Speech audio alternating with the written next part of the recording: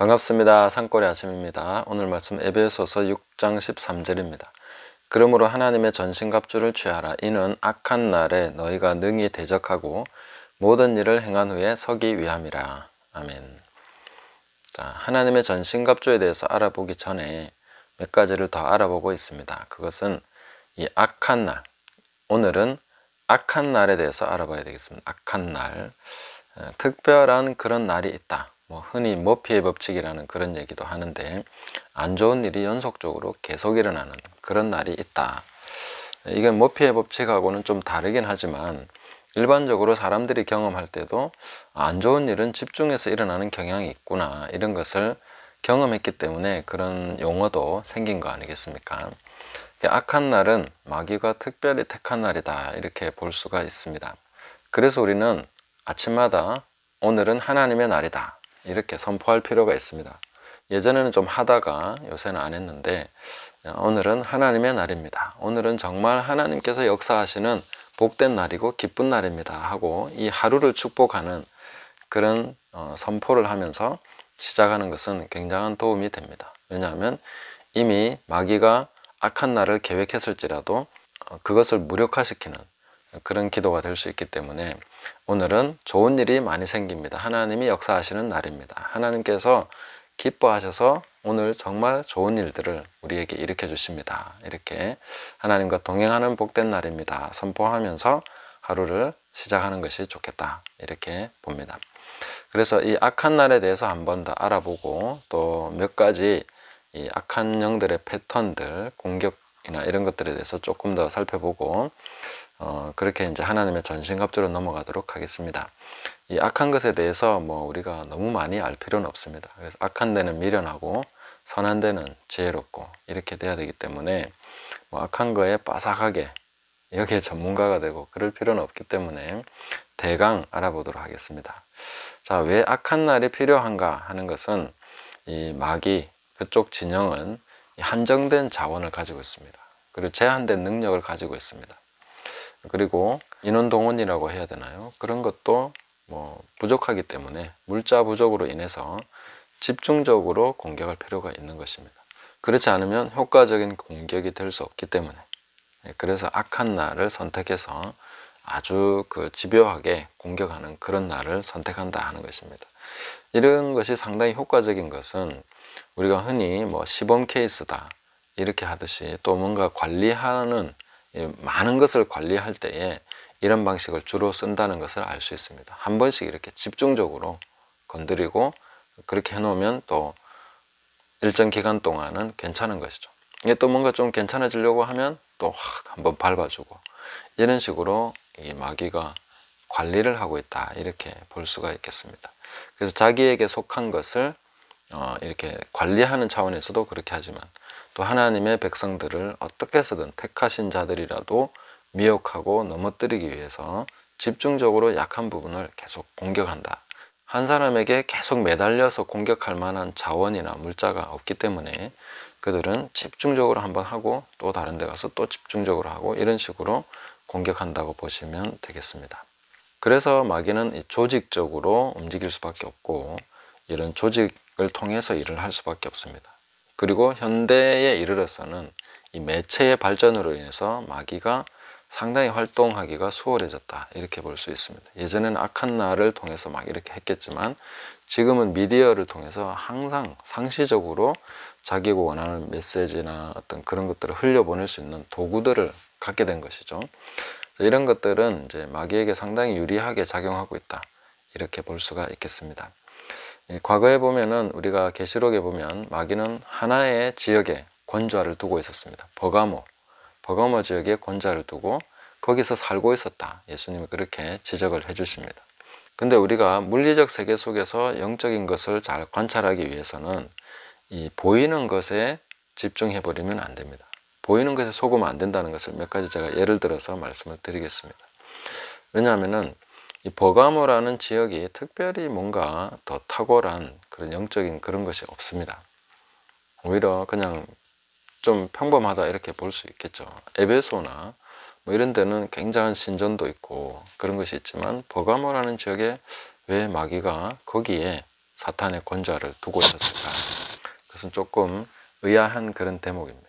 그런데 거기서는 그 충성된 증인 안디바가 죽임을 당하는 그런 아주 극심한 박해가 있었던 것을 알 수가 있습니다. 그리고 이 사도행전에 보시면 16장에 그 점치는 귀신 이야기가 나옵니다. 점치는 귀신이 여종이죠. 여종 속에 들어가 있었습니다. 그런데 바울을 계속 괴롭힌 것이죠. 그 바울이 그 점치는 귀신을 쫓아내버렸을 때 그 주인들이 막 광분합니다. 자기들의 이익의 소망이 끊어지니까 바울과 실라를 막 고소하고 이렇게 해서 감옥에 갇히게 되는 것이죠. 자, 이런 내용들이 나오는데 거기서 보면은 이 점치는 여종에게 그 주인들, 그 다음에 그 지역에 권세 잡은 사람들까지도 묶여 있었던 것을 알 수 있습니다. 그러니까 영계에서는 지위가 높다고 높은 귀신이 있는 게 아니라 효과적으로 뭔가를 하기 위해서 여종이지만 그 점치는 귀신은 그 지역에 광범위한 영향을 끼칠 수 있는 그런 위치에 있었던 것이죠. 여종을 통해서 점을 침으로써 주인들을 오히려 통제하고 마귀의 관할하에 두는 그런 식으로 역사했던 것을 알 수가 있습니다. 그러니까 그 점치는 귀신이 쫓겨났다는 얘기를 듣고 관리들까지도 흥분해서 바울과 실라를 감옥에 가두게 되는 것이죠. 자, 이런 식으로 이제 영계는 움직이고 있다. 그래서 뭐 눈에 보이는 자리가 낮다고 해서 귀신의 계급도 낮은 것은 아니다. 이런 부분을 또 보셔야 되겠고요. 그 다음에 이제 한 지역에 수많은 귀신들이 몰려드는 그런 현상들도 있습니다. 예수님이 사역하실 때에 그 주변에 귀신 들린 사람들이 많이 있죠.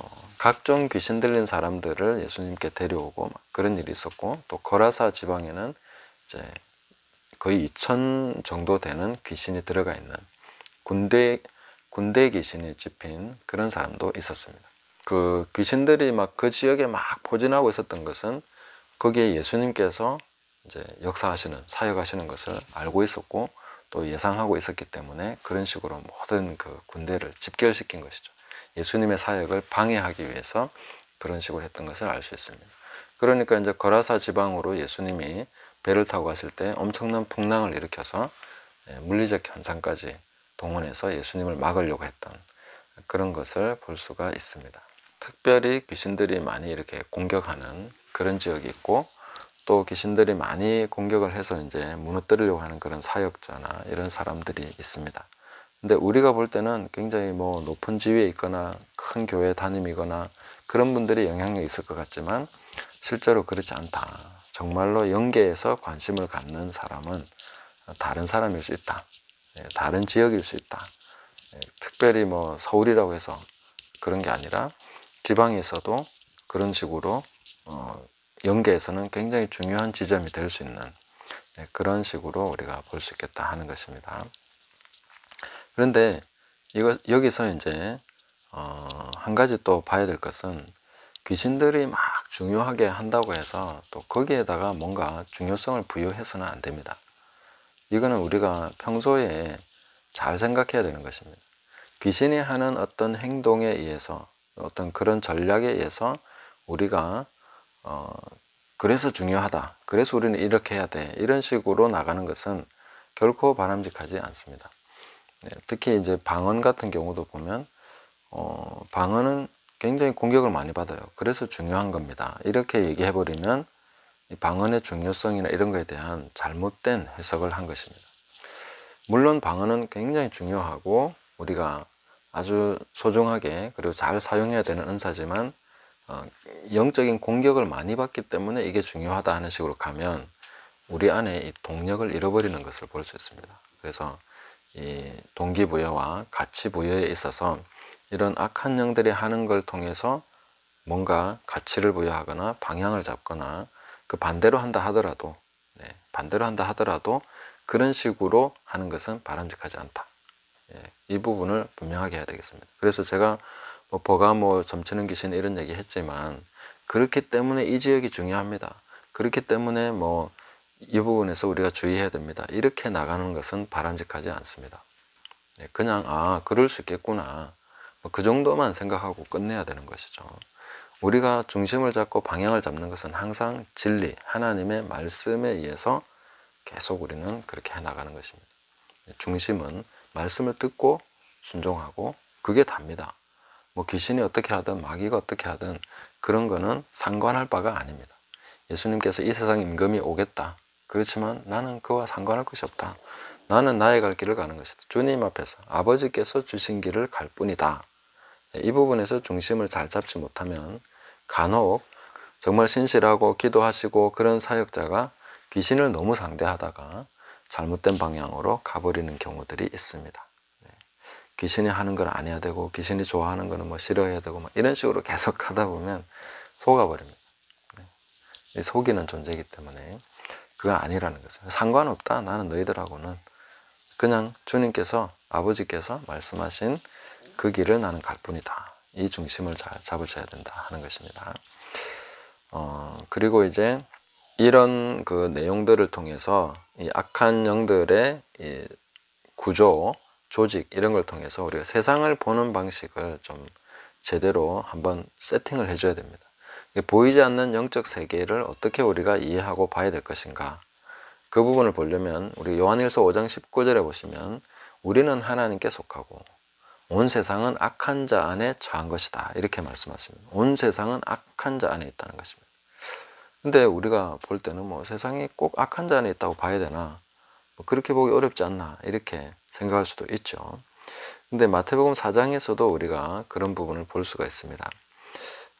마귀가 예수님을 높은 산에 세우고 이제 천하만국과 그 영광을 보여주면서 이건 다 내 것이다. 내가 원하는 자에게 넘겨줄 수 있다. 나에게 한 번만 절해라. 그럼 넘겨주겠다는 식으로 이제 제안을 하게 되죠.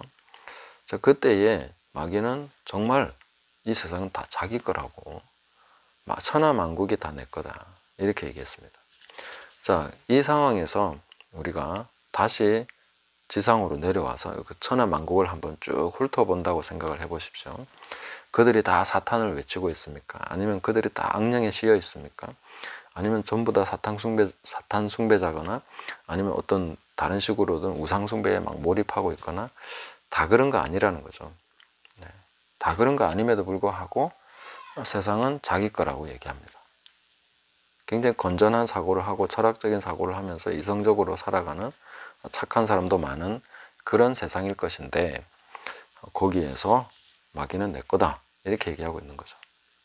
온 세상이 악한 자에게 처했다 하는 것이 무슨 말인가에 대해서 우리는 다시 한번 잘 생각을 해봐야 됩니다. 자, 그러면 다시 한번 세상을 쭉 훑어본다고 하십시다. 그럴 때에 하나님을 찾는 자가 있는가? 하나님을 영과 진리로 예배하는 자가 있는가? 이런 것들을 쭉 훑어보면 아무도 없다. 착한 사람도 있고 좋은 사람도 있고 선행을 하는 사람들도 있는데 그런데 하나님을 예배하는 자가 없구나. 하나님을 찾는 자도 없구나. 회개하는 자도 없구나 하는 것을 알게 됩니다. 끔찍하게도 마귀에게 속한 세상이구나. 이렇게 우리가 파악을 해야 되는 것이죠. 그래서 교회를 분별할 때도 이런 어떤 것은 굉장히 중요한 기준이 될 수 있습니다. 다 좋은데 하나님을 정말 영과 진리로 예배하는지 정말 회개하는지 하나님 나라를 회개함으로써 받아들이니까 이런 것들을 우리가 잘 살펴서 분별해 볼 수 있다. 하나의 기준이 될 수 있다는 것이죠. 그래서 세상은 악한 자에게 처했다 하는 것은 소속으로 정해집니다. 소속은 무엇으로 정해지는가 하면은 로마서 6장 16절을 보면 누구에게 종으로 들여서 순종하든지 그 순종하는 대상, 그 순종함을 받는 자의 종이 된다 이렇게 말씀하십니다. 그러니까 영계에서는 이 소속이 굉장히 중요합니다. 아까 요한일서 5장 19절에서 속했다, 소속됐다, 악한 자에게 속했다, 하나님께 속했다. 이 소속에 대해서 얘기하는 것입니다. 그 소속은 무엇으로 정해지나? 바로 내가 누구에게 듣고 순종하느냐, 누구 말을 듣고 그 말대로 사느냐, 여기에 내 소속이 정해진다는 것입니다. 나는 내가 그냥 굉장히 주도적으로 난 살아가고 있어, 내 마음대로 살아, 내 뜻대로 살아, 이렇게 하는 분들도 잘 따지고 보면 누군가에서 들은 걸 가지고 살아가고 있습니다. 어딘가에서 들은 이야기를 자기 삶에 실현하고 있다는 것을 알 수 있습니다. 그렇지 않은 사람은 아무도 없습니다. 그 사람에게 들었던 누군가에게 들었던 다 들어서 자기 나름대로 생각한 것 가지고 그 삶을 살아가고 있는 것입니다. 그러므로 우리는 예수님의 말씀 마태복음 7장을 잘 생각하셔야 됩니다. 내 말을 듣고 행하는 자마다 그 사람이 바로 반석 위에 집을 짓는 지혜로운 사람이다. 하나님의 말씀, 주님의 말씀을 듣고 그것을 행함으로써 그에게 소속이 되는 것입니다.